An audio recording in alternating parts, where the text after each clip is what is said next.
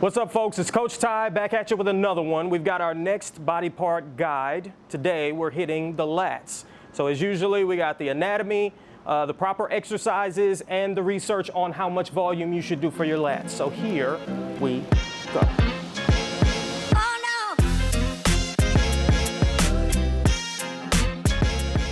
So as usual, we'll hop into the anatomy first. The lat is a large fan-shaped muscle that has several origination points, including the pelvis, the sacrum, the lumbar spine, and your lowest three ribs. The insertion point is on your humerus, so your upper arm. Since the lat has a wide range of origin points, but a single insertion, it gives it that large, wide fan look. The lat has four primary functions. First and foremost being shoulder extension. So anytime you pull your upper arm back, and I'm making the distinction, pull the upper arm back for a reason. We'll come back to that in the exercise selection section.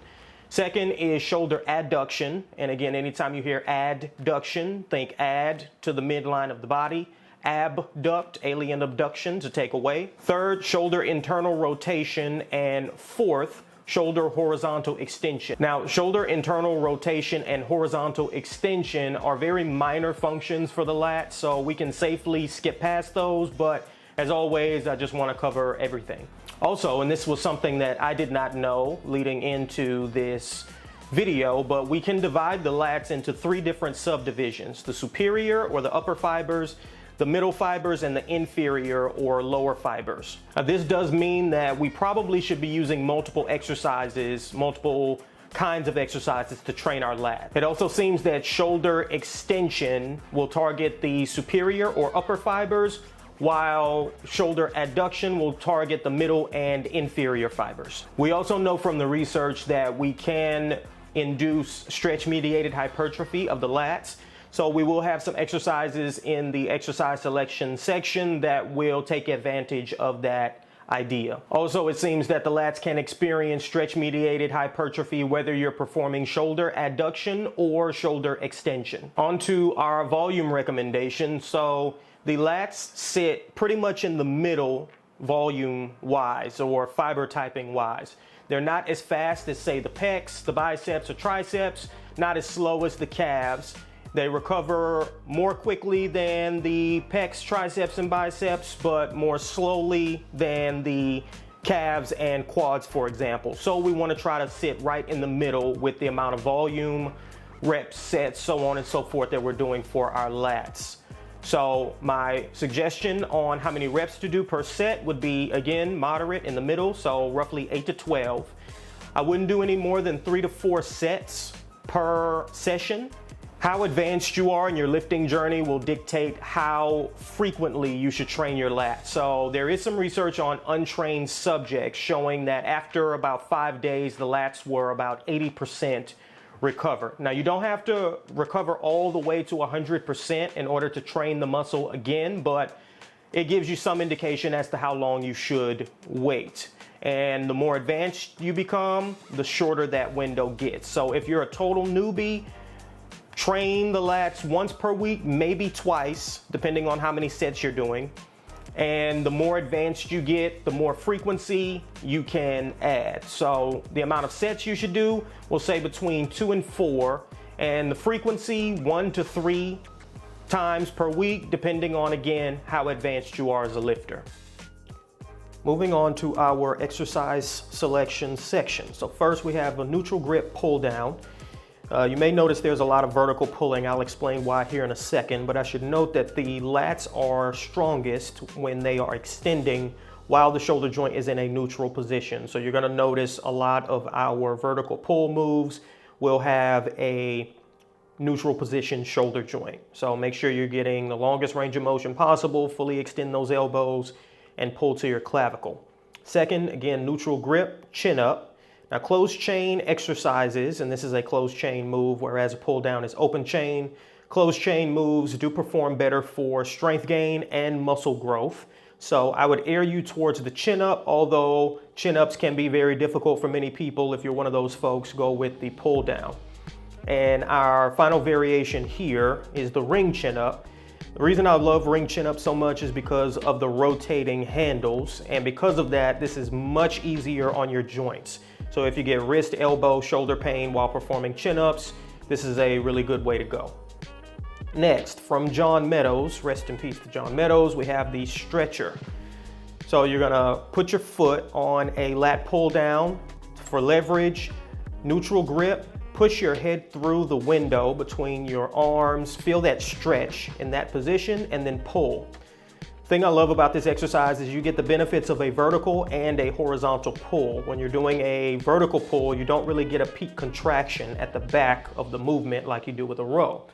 So that's why shifting your hips forward and leaning backwards is so great, because again, you get the stretch of a vertical pull with the contraction of a horizontal pull. Same thing here with this lat prayer.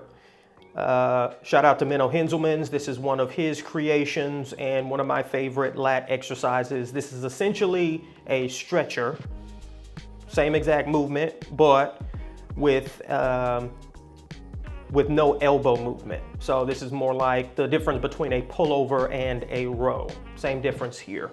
So you get a really good stretch in that forward position and a really good contraction in the back. Next up, you may have noticed I haven't had a single row on either or any of our shoulder extension exercises. And there's good reason for that. Now, I talked about this quite extensively in my pull down breakdown video. So I'm going to switch over to the older Ty, or newer Ty, younger Ty. Switching to you, other Ty. Range of motion on a vertical versus a horizontal pull. Now, you may have seen program designers and workout folks suggesting that you have both a horizontal and a vertical pulling exercise. I personally disagree. I would stick with vertical pulling purely for the lats, and because the function being performed at your shoulder joint is the same whether you're rowing or performing a pull down, which is shoulder extension. So a row is simply shoulder extension in which the resistance is coming from in front of you, and a pull down or chin up is a shoulder extension in which the resistance is coming from above you. So when you put the two next to each other, what you're doing when you're rowing is basically half of a pull down, range of motion wise. You get 180-degree range of motion here when you perform a pull down, and if you're doing a really good row, which most people aren't exactly doing, you'll get 90 degrees because you're pulling from in front of you. So vertical pulling for your lats is the way to go. Now, horizontal pulling can have some benefits for your mid and lower traps because of the scapular movement. The upper traps a little bit if you're slightly higher on a row, that silverback shrug positioning at the hips. But again, vertical pulling for your lats is the way to go. Thank you, other Ty. We're back to it. Now we're on to our shoulder adduction exercises. There's not a whole ton of options here, but I would say the best one is the pull in. This is a creation of Doug Brignoli. Rest in peace to Doug Brignoli. You want to face sideways and you want the cable at a 45-degree angle. While you're shoulder adducting, the lat is in its strongest position when your shoulder is externally rotated, like mine is here. You will also notice that you get the biggest contraction through your lats that you have ever felt while performing this exercise. This is a straight arm pull in, and again, the difference between these two is the same difference between a row and a pullover. The same thing is happening at the shoulder joint, but you are not moving your elbow joint. So get the longest range of motion possible and also lean slightly to your side so you can get an even longer range of motion. I wanted to include the wide pull down as one final shoulder adduction movement. However, I don't really like this move, to be honest with you, because you're not adducting against resistance. In order to adduct against resistance, you need the resistance coming from a 45-degree angle like you saw with the pull in, but this can be a good second option. All right, thank you guys so much for listening. As always, you can find a couple more videos in the corners here. Please like, comment, subscribe, and share with a friend. Let me know what you want to hear from me next. I'm here to help you, and we'll see you with the next one. Deuces.